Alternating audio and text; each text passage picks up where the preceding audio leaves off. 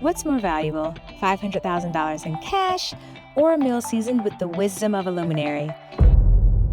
This is the tantalizing question that sparked the birth of a groundbreaking show, Lunch with the Luminary. Hello, and welcome to the next episode of Lunch with a Luminary. Now, our guest today is Sadia Yansaneh, also known as Simply Tone. She's the founder and owner of Simply Tone Fitness. As a celebrity trainer, Sadia is committed to transforming the minds and the bodies of her clients. She brings a unique perspective and passion to the entire Atlanta community and beyond. She is global, and the fitness world at large. You've actually seen her on Real Housewives of Atlanta, where working with elite athletes like world record holders Sonia Richards-Ross, and collaborating with the Atlanta Falcons, and working with me. With 7 years of entrepreneurial experience, Sadia not only coaches her clients physically, but she also empowers them to grow professionally and personally. As a motivational speaker, she shares her powerful story and experience to inspire others to reach their full potential, reminding us all that with full effort and energy, anything is within reach. So please join me in welcoming the incredible Simply Tone to the show as we have lunch. Hi, oh my gosh, who is cutting onions? Okay, that was so sweet. Do it again. So you notice I'm having empanadas. I love the empanadas from this place. Mm-hmm. And then what did you order? So I'm having shrimp tempura, and I'm having, I think this is some sort of like dumpling. So, I was feeling like in my sushi era. And since it's all about fitness, we just decided to get a salad with my fried empanada, but Yes. So first of all, we know each other, but it's just exciting to be able to sit and break bread and focus on the amazing things that you've just done as a professional. Now, you're unique because you've been in business for 7 years, but you've always been an entrepreneur, right? You've been an entrepreneur since college. So you never had the desire to get a job? I definitely did. She's like, last week, I was thinking I was on there, no. So I've been full-time 7 years, my business altogether 9 years. Nice. And so my 10-year mark is coming up. And yes, I started my business in college. It was one of the smartest things I could have done because I was marketing to a hub of people. These same hub of people could like grow with me. And even though, it was young college students who didn't have money, it was still marketing to a community that could support me and grow with me on this journey. So you had a captive audience, basically, of consumers, and they may not have had earned income, but they were able to kind of support your business through like their parents' money, right? Yes, or school money. There you go. And it was definitely a volumes game. So it's like the more people I could get, the more money I could earn, and that just ended up being a ripple effect for referrals. And then I started my online. So I actually started in person before I started online. So what were you selling in college initially? Yes, for $100, you could work out with me 5 days a week. $100? $100. Okay, the price, yesterday's price is not today's price. Okay, so that does not apply. That was back in 2016, and or really 2015. And so my goal in college was to always get 30 clients. And so I can make an extra $3,000. And I was already on track scholarship. I also was working at the school gym, so I was hustling. You had multiple revenue streams. Okay, I was like, I gotta get this coin. Okay, I was buying bundles at the time. Okay, sneakers, all young college stuff. How much did you save? No, I'm kidding. Okay, $0. Okay, we need to run them specials back. So that's great. So you said you went from doing that service space to going online? Yes. Okay. And so yes, the online transition was also a very pivotal part of my journey. I understood that I could only reach so many people and I needed to reach more people. So I was actually off social media for some time before I showed up as Simply Tone. And that was a huge transformative time for me because I was going from college athlete to now business owner. Okay. And even though, they both are health related, they're both physical, when you create an identity in one space, sometimes people just, only see you as that. So it's you gotta kind of pull away to then kind of reinvent yourself. So when you came upon, because I'm sure there are a lot of younger people listening to you and really motivated by this, but when you got to the point where you were about to graduate, were you at an impasse making a decision as to whether you were going to continue entrepreneurship or do kind of probably what your cohort was doing and get a job? Yeah. So entrepreneurship is so it's such a buzzword now, right? But back then it was you were going against the grain. Like, you know, like everyone teaches you to like take the traditional route. You go to college, you then get a corporate job. So I definitely backpedaled. Like, I had already been an entrepreneur for a year and a half, but when it was time to graduate, all the noise and like, you're not gonna have health benefits, you know, like you're not gonna have insurance, you know, like what are you gonna do? So I applied for a job, you know, and I was like banking on being a health coach for an insurance company. Okay. And, you know, I would like make meal plans and programs. And during the interview, like I knocked it out the park, but they said, you were too overqualified for this position and you're not going to get a raise for another 2 years. So they encouraged me to do what I was doing. Wow. And then I fell into depression because I said, I need a check. Right. Yeah, so that lesson was really big because I was so stuck on trying to make, at the time, it was like $55,000 in a year. And then when I started my business straight out of college, I made $50,000 my first 3 months. Your first 3 months, 50K out of 50K. college. So they were right. You were overexperienced and overqualified. Man, but sometimes, you know, we all have limiting beliefs and, Right. you know, imposter syndrome. So it's like, even though I had already been doing it, I had already been making $3K a month in college, that's part-time. Just the thought of just free falling was just so scary. And when your back is against the wall, you gotta do it. Do what you have to do. So now, you were in college on scholarship, correct? I was. Okay, what kind of scholarship did you have? I had a track scholarship, so track really saved my life. Yeah, I went through a lot growing up and I needed an outlet, so I did start athleticism. And through that journey, my number one goal was to get school paid for because academically it was gonna happen. So it's like, I had to bank on these legs, okay? And that was a difficult journey, but I ended up landing a scholarship. It was full ride. On top of that, I had financial aid. So honey, in college, I was banking. So you had some coins in little college. money, you know what I'm Everybody saying? else was eating ramen noodles and you were Honey, having... who was eating lobster, okay? Okay, crab legs. But you didn't always, like, things weren't always flowing for you. I think what differentiates you as a professional, as an entrepreneur, is that you have built the muscle to be able to overcome hardship. Man. Right? Yes, for sure. It's not a path that I chose, okay? I guess God decided to put me on the Stronger Soldiers list, okay? Frontline. Yeah, my perspective has changed now that I'm older and I can see how, you know, all of that was unraveling. But at the time, I used to see these hardships as a crutch, you know, like something that was holding me back. Like I would look at my peers and say, you know, they have all these resources. They don't have to go through hardship. They have stable houses.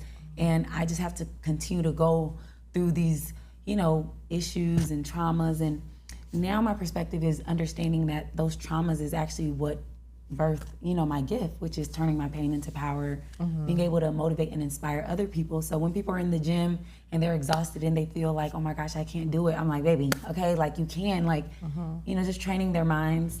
When people have confidence issues and they're struggling with believing in themselves and allowing life to take over, I can like walk them through that because I've been through it. I'm a walking testimony, So what's interesting is that we connected because of our connection to foster care and adoption. I was a licensed foster parent, an adoptive parent, and you were in the foster care system. And you've been very, very transparent online about your journey and your experience.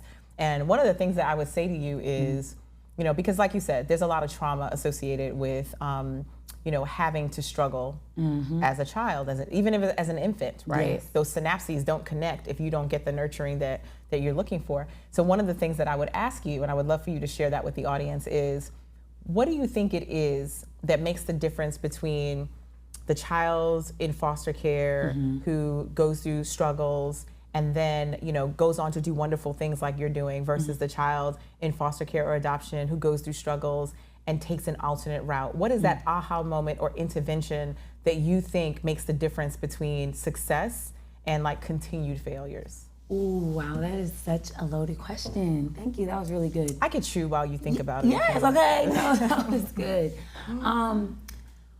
There was a time, it's crazy how things happen, but the reason I got separated from my family was because we got evicted from our apartment. And that also was the day right before the graduation test in high school. So it's like, when it rains, it pours. It's like, I'm going through these things at home and also now having to show up in school to even get out of high school.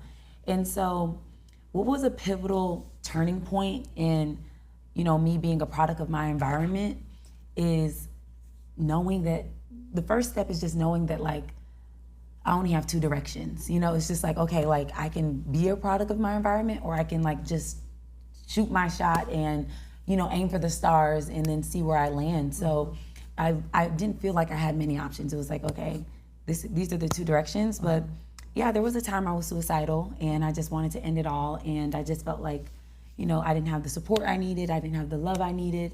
And the athleticism is what kind of kept me going, just having a goal in mind, having a vision. And I think for sure, I remember when it happened was my junior year of high school. I was depressed the entire year. I cried every single day. And who did you go to? No one. Well, at the time, for a long time, it was no one. And then I did eventually step into therapy. Okay. So I have been in therapy for 15 years, so that shed light on it. But it was understanding that the past is the past based on your perspective. And the future is everything that you do now in the present. So it's like being able to frame that at a young age was just saying, okay, like if I want my circumstances to change, I have to do stuff now. In regards to like my family and my past, it's not anything that I can control. And it's Did you come to that realization in the 12th grade, or is that as a result of the work that you've done over the years? So that's definitely as the result that I've done over the years, but it's just that little bitty light, and then all you need is a little light, because if you just keep, tunnel vision, right? Like if you keep walking towards that light, the light will get brighter and brighter and brighter, and then, you'll find the silver lining in it. But it was that little light just saying, hey, like, you were meant for more. Like we all feel like we have a purpose and, like we're meant to fulfill it. So I had that nudge inside, like, you're meant for more. Like this isn't it, and just leaning into that. What did I tell you? I don't know if you remember the first time I met you. You told me that my steps are ordered. Yep. Yes. And I knew nothing about this story. I didn't know anything about this background, but it's just something that you emanate, in your conversation and your spirit and all of that. So I firmly believe that and I was like, we are not crying today, just for the record. Yeah. There's like no run-in happening. But I firmly believe that whether it was, through your foster care and adoption, through your college experience, getting your scholarship, going into entrepreneurship, when you are doing something where your steps are ordered, things will fall into place without you putting a lot of effort into it. It will literally, like dominoes, begin to fall into place. And that's how you know that you are on the right path and that you are basically walking into your ministry. Man. Yes, thank you. Yeah. That is so received. And yeah, it's like on the journey, because you don't see the bigger picture of it all, like I get it now, right? Like, whoa, thank you God for the struggle, okay? Because I'm definitely seeing the fruit of that difficulty. But yeah, during those times, it's, you can fall into the victim mindset, like, why me? Or like, I don't understand, like, why would you give me this desire that, I'm meant for greatness, but my circumstances don't look like it, And it's just, his plan is so strategic, like in this journey of entrepreneurship and pivoting in all different directions, whether it's corporate, whether it's reinventing yourself, you have to believe in something bigger than yourself. Like it just can't just be your own strength. So you are a major influencer in the social media space. You started 7 years ago. What drove you to even like get into social media? Because that was kind of before people were packaging like become an influencer in a box kind of thing. So what drove you to that? That's a good one. I would say one of my natural gifts is my intuition, and I can kind of forecast. Like I can just kind of see what's gonna happen next, and I just love to be ahead of that curve. So at the time, little things were birthed, like YouTube, like Facebook, like. So you didn't go back to MySpace. That's how I know it was 7 years. I was on the Zanga and the tags, but I could just, it was an instinct, like, like just maybe it just. You just felt directed. Yes, like a heightened awareness of like, hey, there's an opportunity to make money here, And I will say that I'm naturally an entrepreneur, like, just knowing how to sell, knowing how to market.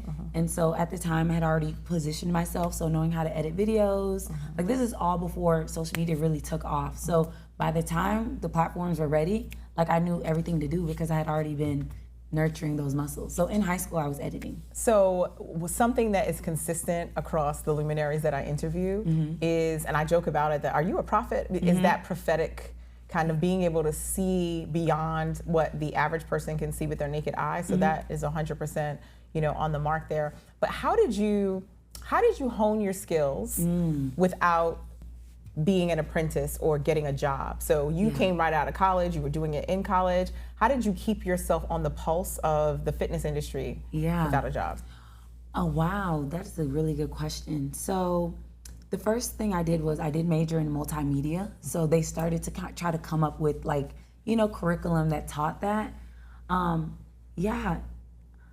of my gifts is being able to imitate things. So I can see a commercial, I can see how something was put together and come up with my own way of doing it. So I do believe that you don't have to reinvent the blueprint, right? Like before social media, there was television, right? So as a young child, I'm like, oh, I want to get on TV. And so it's like, as times and technology changes, you start realizing that there's new channels to do that. So you can be your own celebrity without even having to be on TV because you control the narrative.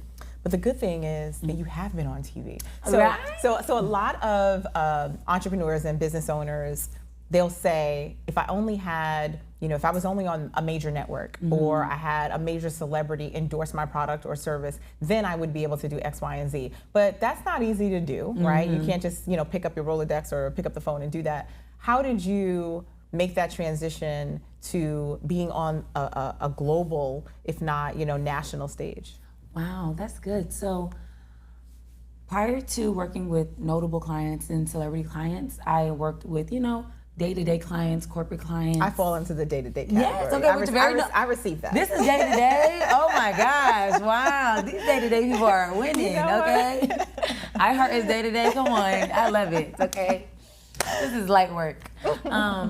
So yes, for about 4 years, I was working with, my regular day-to-day clients. And then honestly, what got me into notable clients is seeing the effect that it had on audience members, right? So the very first notable client that I worked with was Slim Jimmy, and he's a part of Ray Sherman, they're Mike Will Made It's group.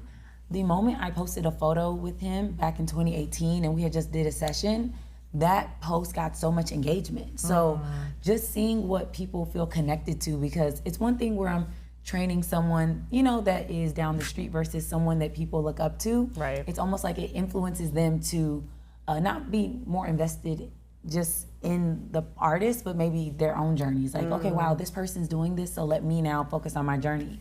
So from there, I just started, just scaling that. And, business is a dance and shaking the right hands and having the right conversation. So it started with me moving my business from Decatur, Georgia to then Buckhead, right? So in Buckhead, you're gonna be in a space. So you were deliberate around where you were physically located as well. Because it matters. Success is proximity. So it's sometimes about being at the right place at the right time. And that's a lot of the journey. So it went from Slim Jimmy, it went from other local Atlanta artists. And I actually ended up DMing Ari Lennox one day. I was like, you know what? It looks like she's here in Atlanta. I wasn't even that familiar with her music. So she is an R&B singer. And I kept being intentional about reaching out. So I reached out about 5 times and she responded. And then from there, that's what took it to a whole nother level. So persistence, consistency, and then also being courageous, because so many people that maybe want to do that outreach or want to make that connection say, they sort of, what they do is they convince themselves, they talk to themselves before doing it. So they convince themselves that it's not going to work before they take the risk and do it. So they say, okay, I want to reach out to that celebrity, but they're not going to respond. So they have a conversation with themselves. I always say, don't have a conversation with yourself, do it and let it roll the way it's going to roll. Right, because the conversation you having in your head to yourself, you could be having in DM to yourself, right? They're not reading it anyways, right?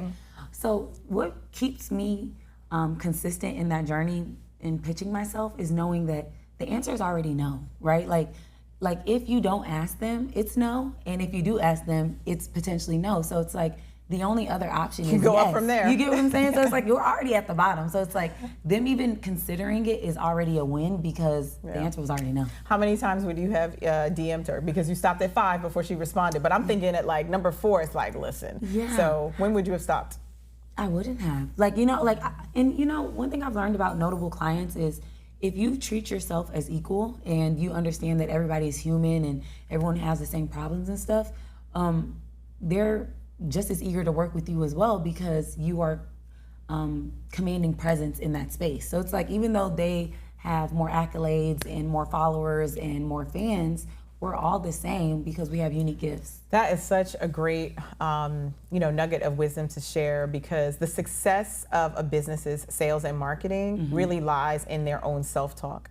And so if they basically engage themselves in a way that doesn't block themselves before they even hear from the market, you have a 100% chance of being more successful, right? So I think that makes complete sense. So when you talk about how you've expanded and evolved, like you talked about keeping up on the trends of your business, what are some of the lessons that you've learned in pivoting? Ooh, so many. So one of the first ones I've learned is when you have that feeling that it's time to pivot, just do it. I think that, in my experience, I spent so much time on that tug and pull, like I know I'm supposed to do this, but I'm struggling with the old part of me. And so it's like, I'm doing that dance when it's like, just do it, because over time, you'll learn the ropes, so I spent too much time in the gray when I just needed to go ahead and go to the other side. So what do you do when your audience is not as agile as you are? So you and I have had this conversation, and you do a great job of pivoting and identifying new markets and shifting. So you've got your career as a fitness enthusiast, as a personal trainer, being in the industry, and then of course pivoting to the entertainment industry with that.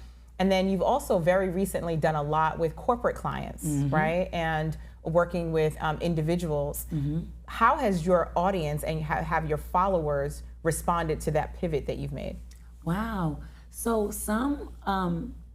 there's a lot of different people, right? There's a lot of different type of followers. So most of them are great at pivoting with me because they support me. So it doesn't matter how I'm showing up. That's what sales is, like getting people to buy into you. So as long as it's presented correctly, they can transition with you. So majority does follow with me. So if I had to give a percentage, I would say 90%. Okay, that's good. Yeah, but the 5% are the ones that don't have the perspective. They don't have the vision. They don't see how it's unfolding. Some of them, it's okay to have different type of followers and fans, right? Like some people are very one-dimensional and maybe more A-type, right? Like they want to only see you do this one thing, and that's what they're here for.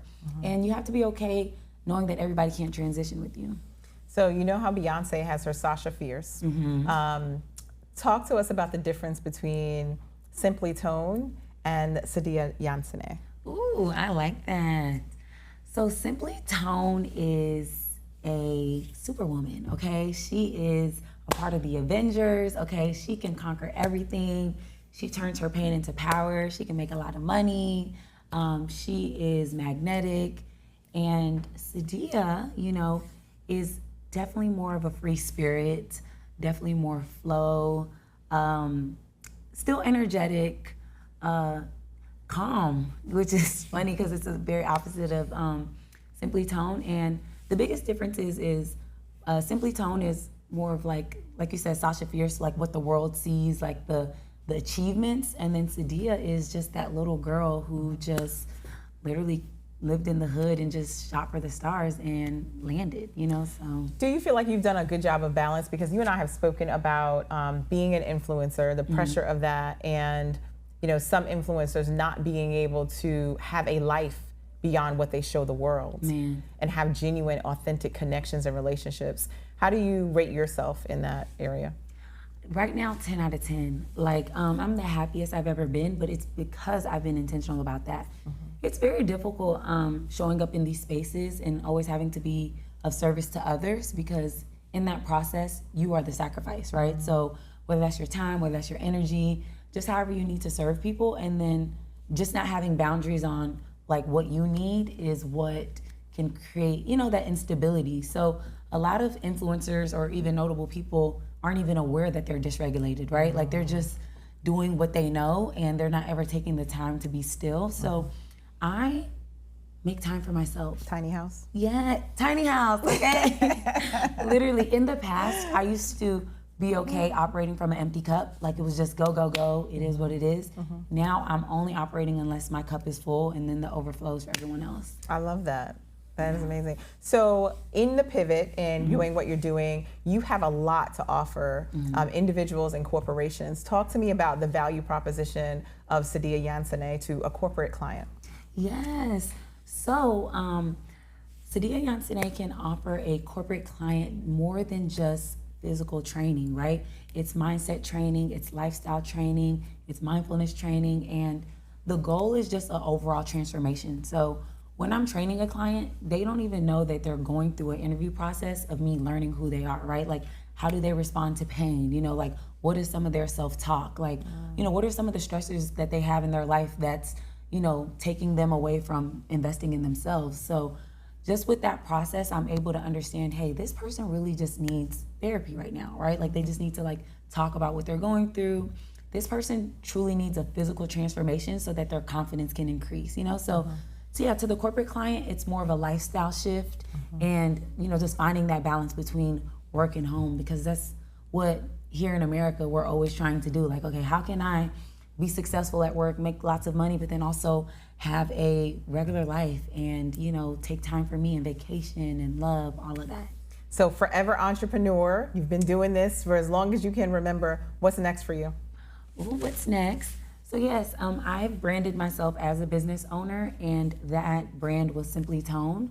But what's next is that balance that you talk about, which is me showing up as myself, which is Sadia Yansaneh. So I recently have changed all my social handles to Sadia Yansaneh, and that was like a really instrumental like point for me because so many people know me as Simply Tone. So Sadia will just help peel back those layers and just being more vulnerable. 10 years, I feel like I'm sprinting, okay? Like, this is the fun part. So I get to just do it my way. Like, I have the blueprint, and yeah, I can just continue to like recycle it however I see fit. I feel your happiness and joy, and we've had a lot of really good times working out. You know, remember when we were pushing that thing? You actually pushed me. I can't believe you pushed me. Listen. All my weight, she's very strong. If y'all want to see something, we can do it right now in the heels, exactly. okay? You got my... I am so excited for your journey. I'm excited to continue watching you. And I think you are such an amazing exemplar and example for not only youth entrepreneurs, but any entrepreneur looking to take advantage of this game the way you have. So I'm excited for those corporate clients that are going to be calling your phone and reaching out. But in the meantime, in between time, we're going to dig into this food. Yes. Okay. I might try it since it's actually cooked instead of...